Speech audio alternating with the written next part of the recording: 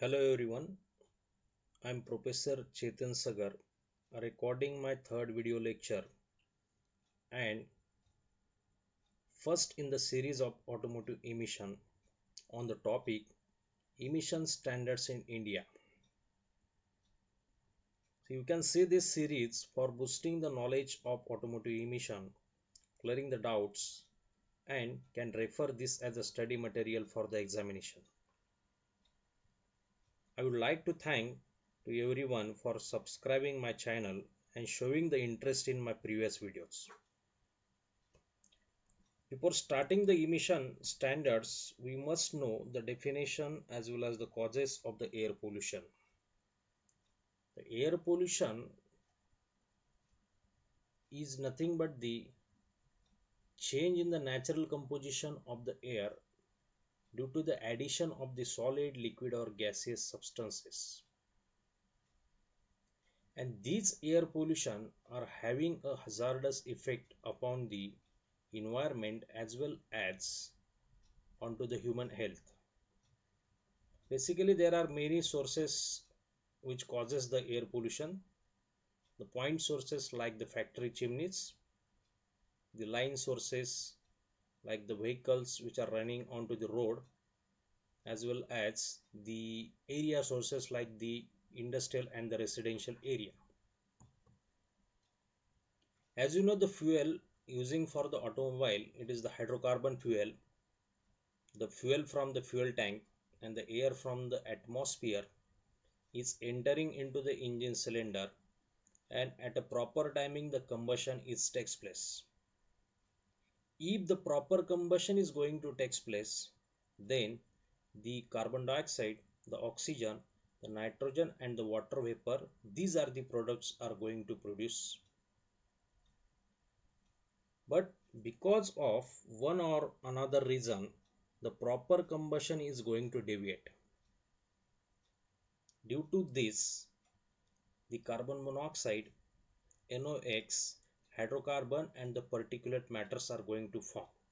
These are nothing but the pollutants. These are nothing but the emissions of the automobile. If you look into the history of the emission standards, until the middle of the 20th century, the number of IC engines in the world was very small. Because of this, the emission produced due to this was tolerable. But because of increase in the population, because of increase in the factories as well as power plants as well as the number of automobiles, in year 1940s, the first air pollution problem was recognized in Los Angeles based in California. And in year 1950s, the smog problem increased. Smog is nothing but the combination of the smog and the fog. Combination of the smoke and the fog. The smoke from the factories as well as from the automobile and the fog due to the atmospheric condition, when it is going to combine, the smog is going to form. And it is recognized that the automobile is the major contributor along with the factories. So in year 1960, the emission standards were beginning to be enforced in California. During the next decade, along with the California, these emission standards were adopted in rest of USA, in European countries as well as in Japan. During 1970s and 1980s, because of development of the more fuel efficient engines, because of the use of the exhaust after treatment devices like the catalytic converter, diesel particulate filter, the emissions per vehicle reduced by the 95%. As well as at that time the lead was phased out as a fuel additive. By the 1990s, the more fuel efficient engines were developed, which consumes the less than half of the fuel compared with the 1970s engines, as well as the number of vehicles greatly increased. Though the vehicles of the 90s or the engines of the 90s consuming half of the fuel as compared to the 1970s, but because of increase in the number of vehicles, no overall decrease in the fuel usage takes place. So the stringent emission norms are initiated in California and with the rest of the USA, and the world is following. So this is nothing but the pessimistic projection of the vehicle. So in year 2025, we can expect 250 million vehicles on the road, and this is from all the segment like the car, SUV, light commercial vehicle, heavy commercial vehicle, three-wheeler and the two-wheeler. Due to the increase in the number of vehicles, there is a need of the pollution control. Because of this, the air quality is going to deteriorate, the hazardous effect onto the human health continuously, as well as the problem of the global warming is there.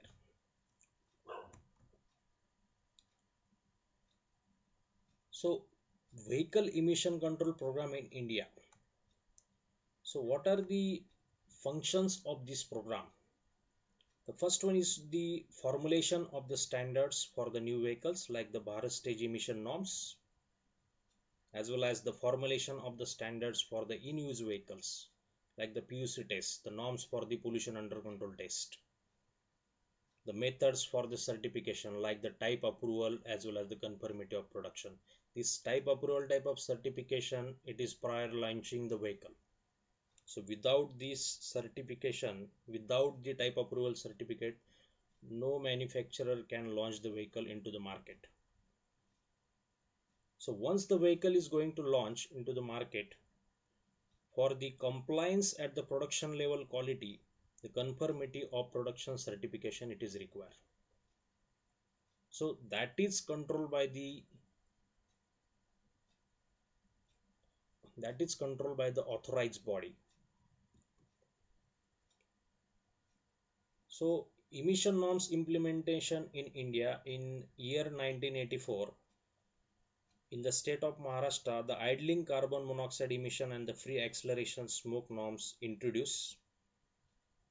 In 1991, on 1st April, the exhaust emission norms for the gasoline vehicle having a weight below the 3.5 tons were introduced.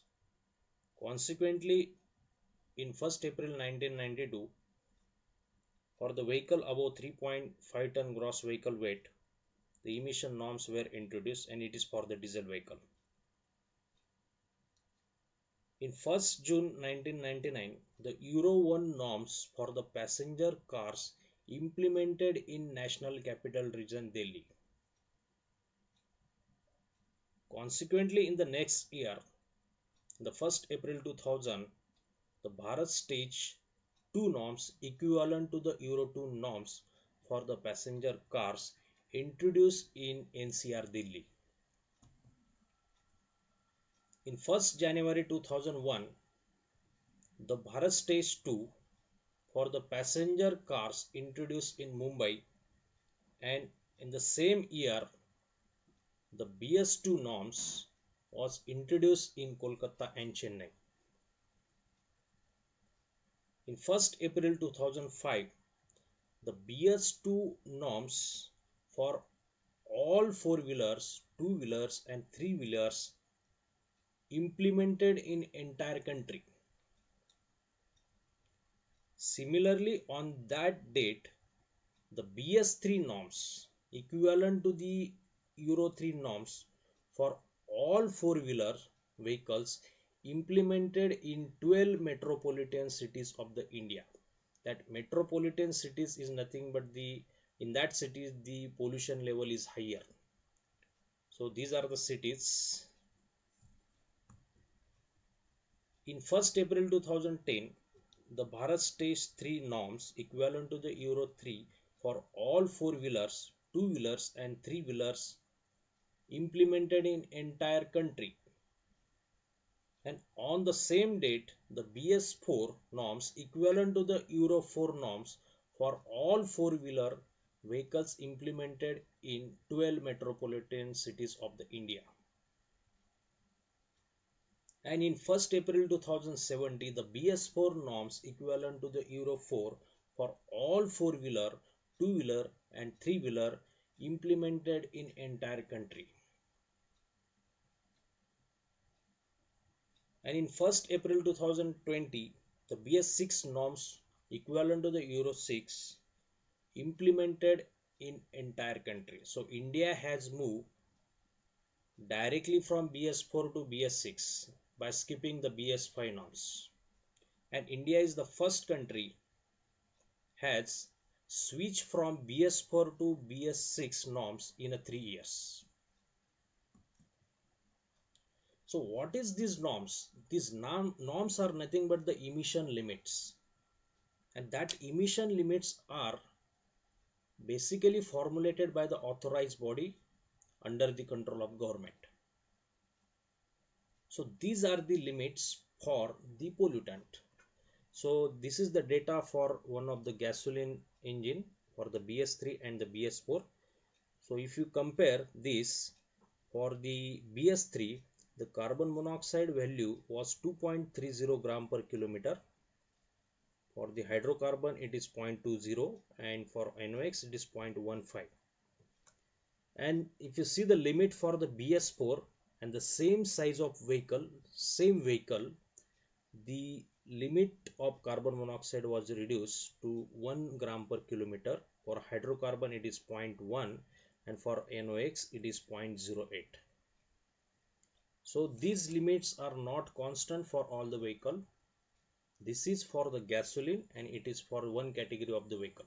So for every category of the vehicle, the limits are different, as well as for the diesel vehicle, again that the limits are different, or we can say for the two-wheeler, the emission limits are different as compared to three-wheeler, as compared to the four-wheeler. And basically these emissions are going to measure onto the chassis dynamometer, and the vehicle is tested under this cycle. The first one is called the IDC cycle, Indian driving cycle. This is nothing but the driving pattern into the India. Similarly, the modified Indian driving cycle, again it is necessary to drive the vehicle under this cycle and measure the emissions. So in BS4 we have seen that the emission limits are low as compared to the BS3. Similarly, into the BS6, the emission limits are less as compared to the BS4. And basically there are certain measures to control the emission. The first one is called the technical control of the measures. It is because of the use of the cleaner fuel. Cleaner fuel means, for example, the lower sulfur content. For the BS4 fuel, the 50 ppm was the value. For the BS6, the sulfur was reduced to the 10 ppm. Similarly, the unleaded fuel it is using, and because of the alternative fuel, again the emissions it is going to reduce. The alternative fuel like the CNG, LPG, biodiesel, fuel cell vehicle, electric vehicle. Downsizing of the engine is one of the option. Retrofitment of the new technologies like the MPFI system, common rail direct injection system, turbocharger or supercharger engine, GDI technology, variable valve timing engines. And with the use of the after treatment devices like the catalytic converter, diesel particulate filter, selective catalytic reduction, lean NOx trap, we can reduce the emission, and it is available in recent vehicles. Similarly, there are certain non-technical controls measures to reduce the emission like the proper traffic pattern and the road networking, efficient public transport into the cities, proper maintenance of the vehicle, phasing out the old vehicles, good town planning and the tree plantation. So due to this we can reduce the emission, and these are the drivers for the current vehicle design. So recent vehicles are environmental protective as well as the fuel efficient, and it is meeting the customer satisfaction like the comfort, cost and the durability.